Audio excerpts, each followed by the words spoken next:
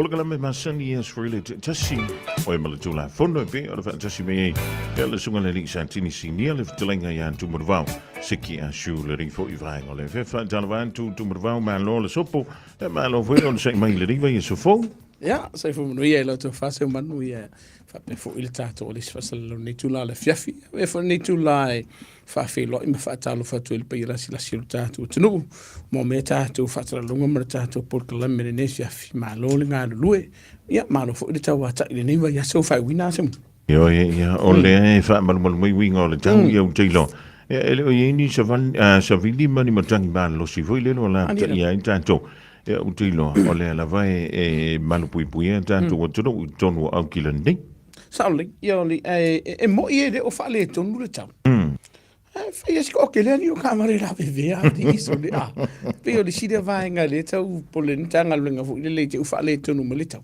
ma tu sam kai mi fa le kongore ka mo ti no a fu telefone tava le labia ia e tau pena fa te tato tunu u te mi fe mananga ile ni te mi mi se la volta mi lo fe spisio la vola te mi ja ma lo le on se mai le tanto programma mi fo le ia va ia so an tu mo va ia se I sa no ia o la se tu lango ia fa mo monga le tanga lo nga mi le dava ia so se ia o mai fo ile so wa ma tu ia se vanga da tala ia sa lunga I poti ia o lo fia ngai le tanga lo nga ma le tele ma no no o mau fi fa fi tauli se le so ma le fa ma no se mon oni se va ngolo ia fa tu plo ia te mi nei la ko fu ia como fa su sungu fali fa ia si ko kera la sungu fali le te mi nei se man ele ngata fu lai fale wo I ta vali ia ni si fu ni se la to fu le wo sa pin ta kan fe su sungu kan ka rongi la pisi o lo fa bela se kan tanga luenga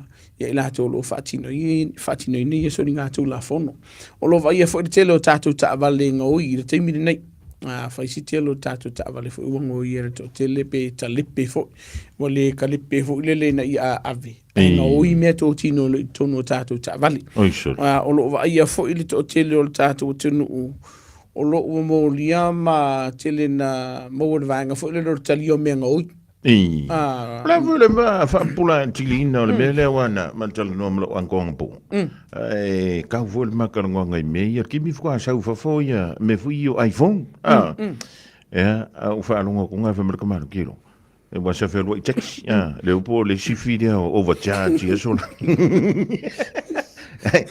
Kilo mi longo ya que la camaro que e ma sa ki nga ku ri se wori nga ma ku le ia ku iPhone vo ia sola o va ngala ire fa mai kilo o ke ia fa mai o le skama lo nga palang yanga ia fa mai e ke la vela vea I mo el kulafo e sa ore me ni tumo man tu o le sile vai ngolo to tele le tatu tunu lo a fai ne tu lafo ma se la vai lungo Facebook o le pomoni lo to tele la to lo fa tawina ni si o lo nga oi I lungo Facebook tal fa ta I o ta vali o telefoni o lo fai la to so nga tu lafo no le mai o le o ke o lo tele na fa ina tatu tunu mana tu e ser so nga tu lafo no la vai ma molianga ma fa salango la to nga oi e se fo so nga tu lafo no la to te talieina me ngoi o yo longo winga fa sala ko marka ka nga kari so talieina me ngoi ale no tai to ngo fiere sa ya mana tua e te tauna e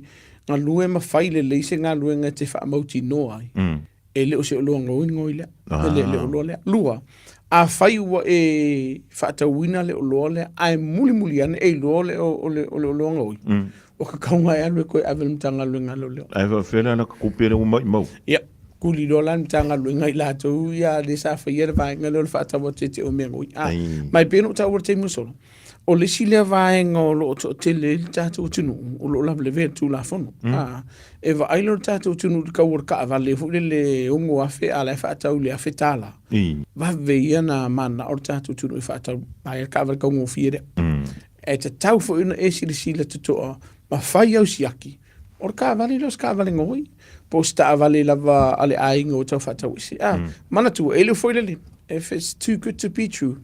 Ire sa ole mea.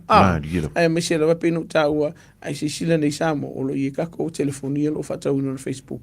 iPhone pe lua fe ala fe medi masela. Sure.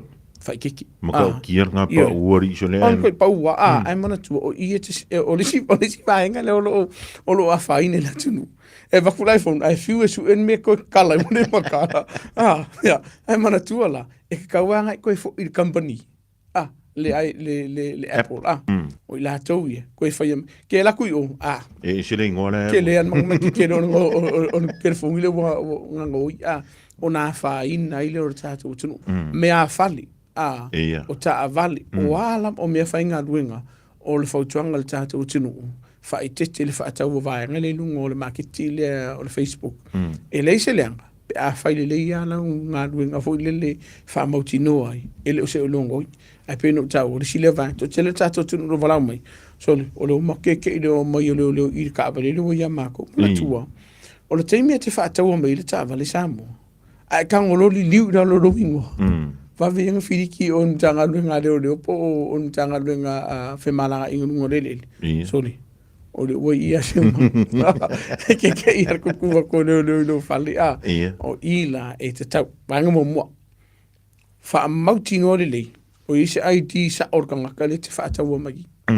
A ise hawa ngō se pu ngā hale ka pe a whaie Pe pu e fo ila ta whaie le fia wha mauki ngō tolu wata tauna e siakia pe o se olongo i le olo le pele hai ina ia pui mai e malvainga le wai lua me ono tupu mua o le mōlia o e ma i le whamsinonga lua o le o mai o tangata e le olo koe avi ai le isa gupe mo mai mau o ila e te tauna sile o le tātou tunu whailau homework whailau ngā nuenga i whamauti noa le lei o le oloa e le o se oloa ngoi le loa sa o arkakanga lua a whaile wa e loa po e sila fia o le loa le longo wa tauna whaasota intanga lunga leo e wa lono winga la sorry o le matuanti le o le whaina Italia pia e whiole mai mauolo kakai alui mala tatupe ke i e wala vea fuka ika le ika ia e leo Italia ma fua i orgaka renga whaka ua maile ono i anta sa o le si vaenga e tauna whaitete le tātou tunu mo i la tōlo o whaatau wina ta avali. Ai le i o ese mala tunu. O le manatua e le vaenga fo le leo tala noa tulo vaenga ia te oe maanga ier ka avale sia o le fifa ka wisi. Ia po sisi fo whaatau se ta avali lunga o le Facebook po whela ma. Ai le uman kokonki. Ai ia wai mwhinga whai kua ele mwhinga whai o ile ei. Sa o le winga nala whamtalang. O le keimea ke whaakau war ka avale nga. E tango li liu ila lolo suafa ai le umana tutunga ke ia local finance company ko so ka vale ala oi Australia po Samoa po Amerika po fea la vala walo tanga tali malau kupe ai ver ka vale e ki wala ke koi finga ia langa la walo ka vale se vanga na usa ili se so sani mala se Senate Vice Bureau po se lo ia fo itamu fa ia fo ia fa fita ulila a wala no uta wolva ngale ona to telo tatu ai ngol o sa unio Australia e iei tutu ngā nisi o ainga, le la mau, a kongi wha umai oi.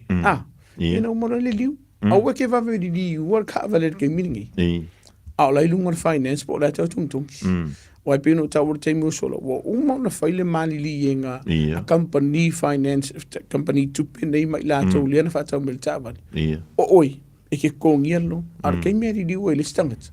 Ke ia cool finance company a ono na winga la fa mo le Samoa ia na se kuala lo sila mo vaenga ia ai vai tu fo le o ka work vale me mai ro le vai ai ele chima na mai si o nanga lom tam fa na tamani fo tato tu fa ka o miska vale la lo lo vai ngo nga sa wala ile o tung ngai lo ka ngo kong ka vale nga di lo wingo ai mga kong ia foi a ruka kawale le ska kukupe mo a vile te te lo montino posta valele o le mamale ngoa male le pepani tu manwa o le fula o nanga le mfingo siaki ka jem lo ia vai nga i mfene siaki na es fuma le lima tala e le tongi o le vai nga le ai ma fai una siaki le ta valele o ke vi mai ke o fa mo nga e le mfene o fai al vai nga le ai ta wona e tang o siaki lu ngor ka jem e se aqui por trabalho estava ali ngoi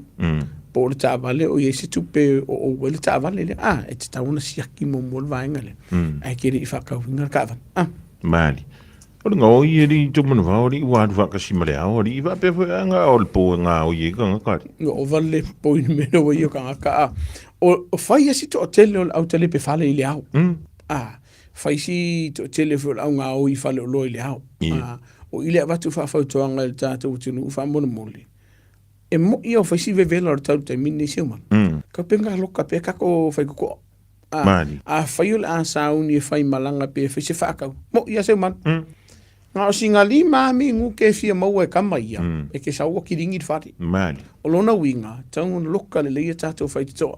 A whai e mau o lunga tātou wha malama. I wha mau tino, a wangi e wha malama fu i e lau te tele le te talaina. Walanga i wha malama fu i e loka nga o singa mai wā. Le mwhai lungo e kala. Ai o le whautuanga lava ia. E te taungu na loka mau o tātou lao mamota. Ai le i o ese. O I la tau nei o lo o whaia soli ngā tulafono lea. O ka ngaka ua lewa ngara ko whaia. E se lewa vavere ngoi. Ai, o le si vai ngai whango ngoi. Koe urua kako. Ua solo mua vo I anam whanau. Koe ngoi a la ko whale. Iyo, o le whautuanga vo I la matua. O ke whewhek sewe ka urum ka ngaruenga. Se ilo ka kua ia re ri ngā po tamaita ina o whaia vaenga lea. O nolo o tupul vaenga lei tono tātou ainga te minei. O ye inisi o alam whanau ua o no lunga o le whala whasaina, o lunga o pekinga, o lunga o ava malosi. Sa lum kua marko inga wale si TV ko kurang o TV. A waruka ko TV de o whakau fure. Iyo, e te taunan si le to ai vaenga ia. Ma whai ona whai se alam, manga ia. Tatu talanoli, tatu ta'avali. O ta'avali tutu ila wala. Te le o le amanoi o no a whaina I soli ngā tulafono. Ona pino ta'awal taimi o sola. O le telo I la tau leo o whaia ngoi ngal te mire nei. Ngar kaliper ka avale o nei ele o loa lai mana oi te tono o te avale. E iei teu te ungo o te avale lai mana oi. Ai leo manga ai ngoi ka avale. O le telo I la tau leo o whaia ngoi ngal te avale. Wa iei a te avale whaapitoa se o manuman whaafonga le tatu utunu. Leo ua whaonga ina I la tau ne whaisuri ngā tulafono talwhate I tai. I or kele a o le te avale fo ilele o le Toyota Vitz. Ia pe o Subaru Legacy ia o ta'avale ia e whaingo whionga ngā oi eisi. O ta'avale fu ila ia pe o telo tātou fo wili isi kei me kau anga ka isi ngā ngoi. E alana kalipi ono o loa te tono ta'avale o lona winga. Vai o loa ananga tanga I tono o losa.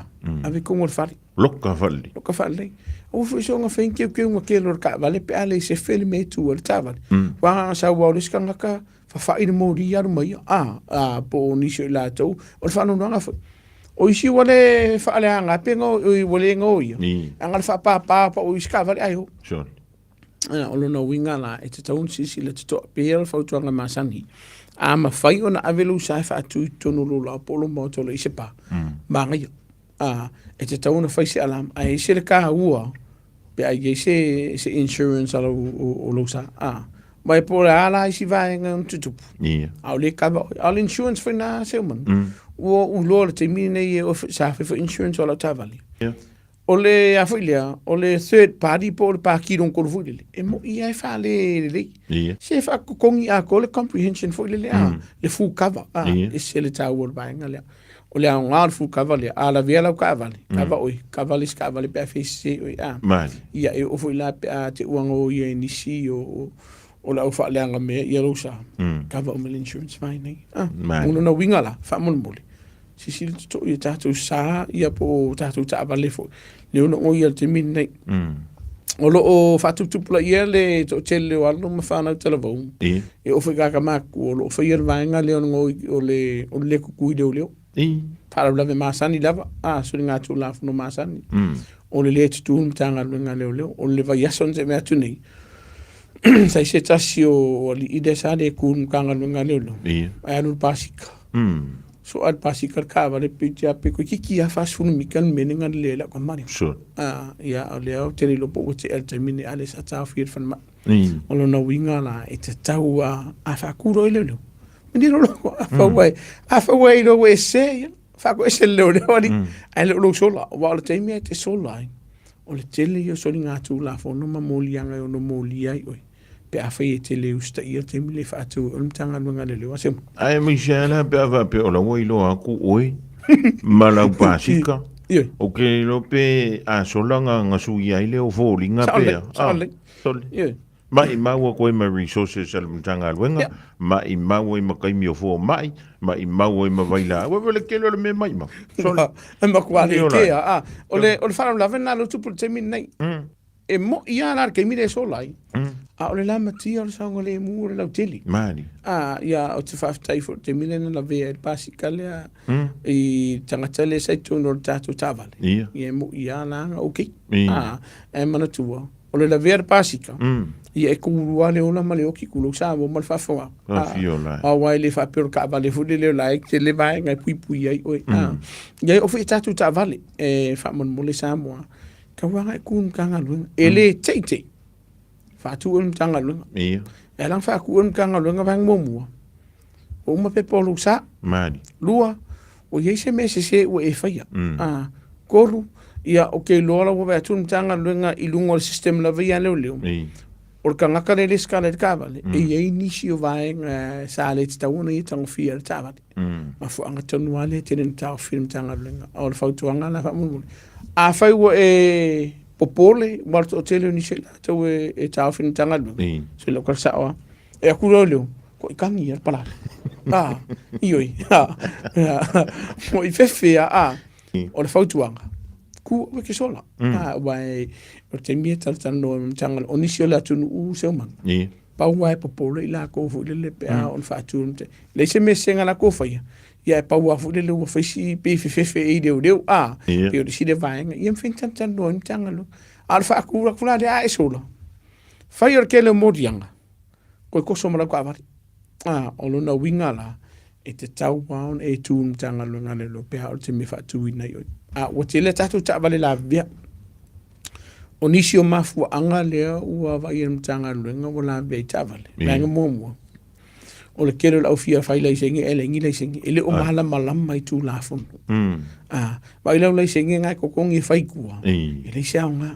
ai sia e te tauna e onga le e mana mai tu la fon a walu sa nga le mu man sa nga le mu o le tele lua ele o kwele le ka valenga ke fel wai ko ila mo le ka kopa o le hanga tu ta ofi e te tau ona fati no ina nga winga le fa le e ta vale mo lo songa le mu o le si vaenga o fa si sa te le lo ta vale I ta tu sa fa tu la fono nei manga fa mon mole ai si mi le ka ko mala u le o le lo mere ke mi di ai o fa nga ina ya wala la tele fo le fa I lo tele e pi ya o sa fa ka I sa o lo sa o le si vaenga lo va io lava malos o le fo la o fa sa ina io nisi o ve singa tonu ainga Mani.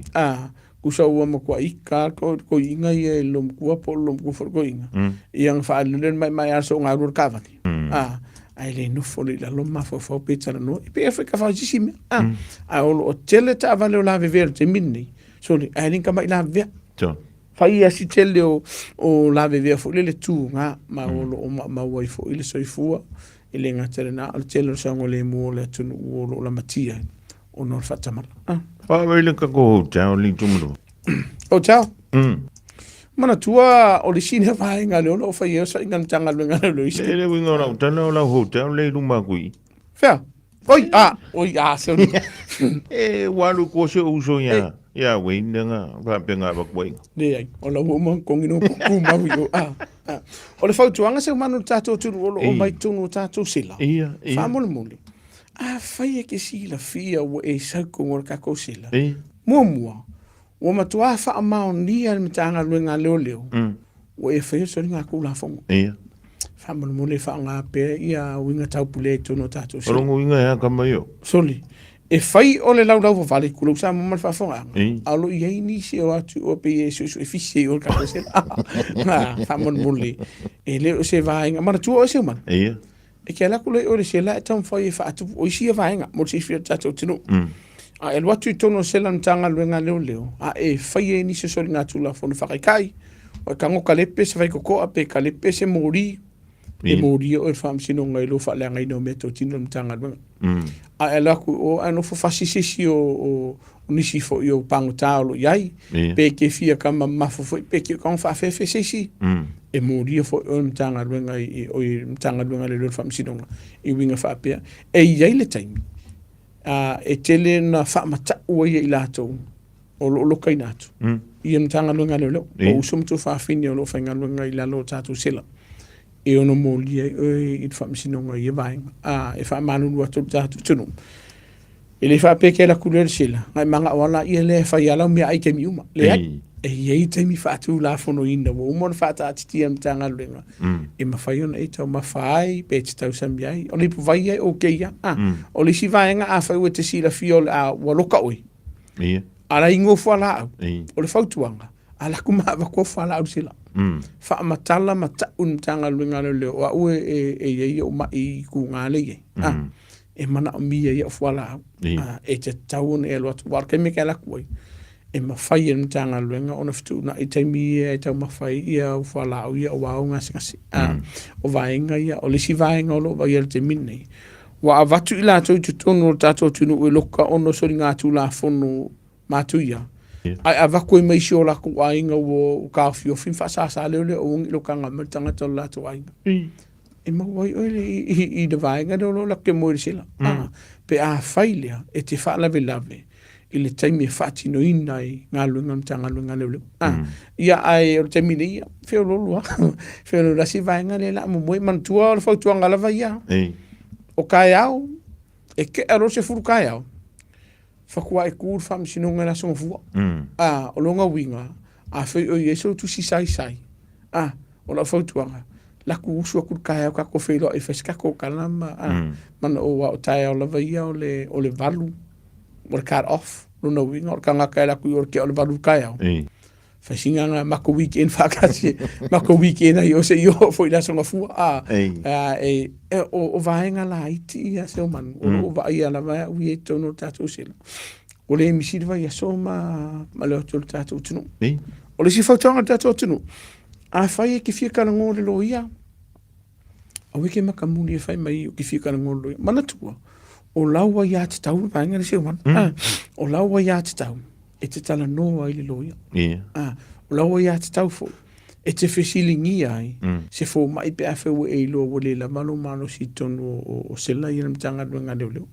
o vaenga o le si vaenga a fai e te fia tala noa I se tangata I lau lavanga ngana o laua ia te tau le mwheno so sani mtanga luenga ia te o saidia ia ai se me pole pe aku kako kung walo ki ia ke whaing singa mako ki fu le vao le ki waka ingo mai rau ki ingo mako ki maka kalongo o I e se re tā u o le vaenga le se man I ngā luenga le te ila lo tatu se le te mini mau o le lewa noa e tala noa I mau somu tu whawhine o lo o watu fu le e mtanga luenga leo a mine whai tuanga fu le to ti mata le upenga ina ia to ia fu si stai au fu o mone tu po ni so whawhita au e leo le ungo leo lo e le unga le e iai nisi o vaenga tu ta iai le anga iluma o lo soifua fu le ta tau mawhai pe a whai loka kue e penga kau e le unga le unga la whamatalanga e te me te alu e suisa unga nunga e whisiringa penga la kua mkanga nunga leo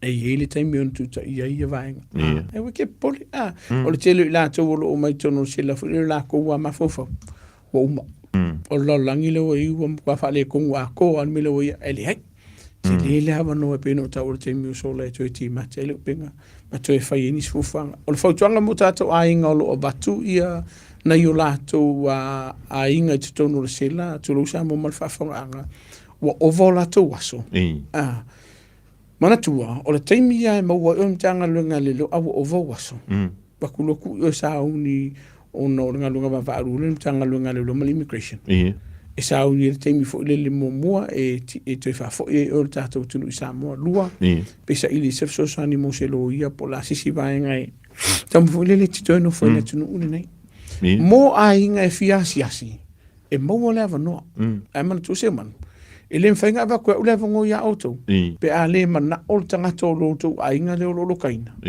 e vai oko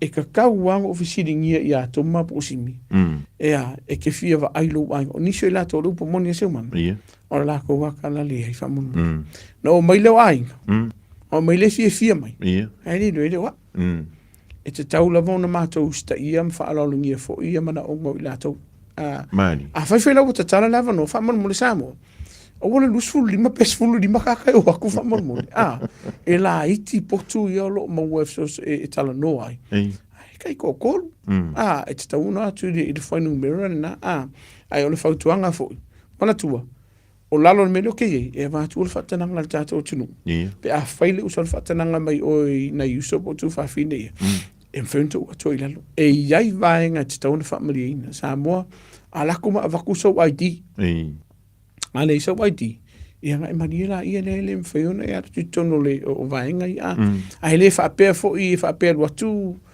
lua fio fo fa pe fa kalofa le mfaide vaenga ia na o le poki o aka fo le mfeona tala no ai o le fautuanga la tato tu e te tau no sta ia tu la fono mtanga luenga leo pe a faile o i se mafo e o atu e filo i o mo tato ai o ke la kuma va se me ai okay lo e fai fa le ala pregina i come ai pa ko e matu ele talia vaenga ne e le talia e o ia la vai me ai o manta pena i mtanga luenga leo mo ila to o va i la lo tato sila nei o le se foto anga tene na vi tato ainga sa ili lo i so soni ai o tato te ma fo le akula ver ke mininga ai la o ngalo inisio vai nga te on fatino le malo fa o le watan tu ye fu le fa ngol le va so tu mo va o ani la ta inga mo le pa ia malo le tantu tu ia wa ia sa si me e sa o lo va to tele la vanga fu ia la po races to tele yo anu fa na mo tatu tun o le la to kala puta ali ele o fa sa hinan tanga lunga po malo kala puta vale ni o lo fa ba ngai ia fa la ko kiki o le time to te solina tu la fa no malo fa i pa fa su pa o le leo tele fo yo tatu la au ma puta vale e hono fa inai o le fa tuanga la bala i fa mon mo si le mo ile saunga le mo la tele mai le nga oko o i si skai le u fer ke mingi ka sirka vere la ko polo kal manga asi fa pas si fie poko e lo kai on kanga lo nga le o lo va ie pe o le si va nga lo va ie te minne o ie le taimi ua ia ina ie le la tele i la toni ma la tu ta valeni o fa jonga le la tele ta tu pirim tanga luenga leo e o te fatine no ni se vai nga nga kele le vesima o no afai ne sangole ia a le weekend va ia pe na tau te musola se man le ka va to fa le tonu ia le tau siaki le ia le tala le tau siaki le taisa mo pe afai o sa ni se fano tanga fo skyling wala nga leo to tele la tolo ma so fu lu ngo tatu sami e tau fo ina mangua o le se fio o le vale ki ko so e un ka fio mtanga no ngalo e fa le ka ko trailer ma lo ave ka ko va e tau fo nei le one fitness o tato trailer si fa mo le Samoa ale ai e un ka fio mtanga lo ngam fa ku au ka fo no winga e fa ngo ka au ka fo la e de o ra va yo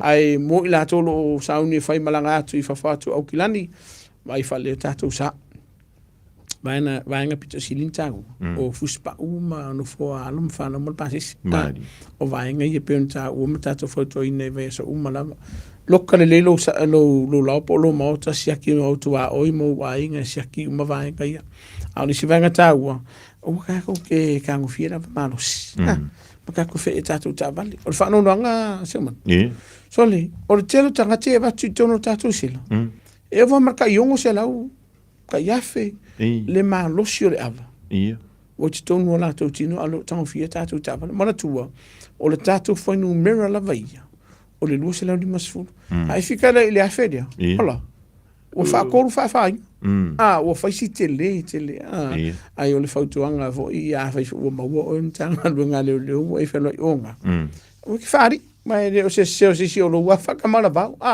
e te taula si le tatu tu o vaenga pito si din tau tas o tatu numero masani lava o ani whaafita uli, o ani whaarolawe whaafua se i o lo tutupu le taimi le nei, e ono la matia ele soifua o le saunga le mua, me se fo i o me tō tino.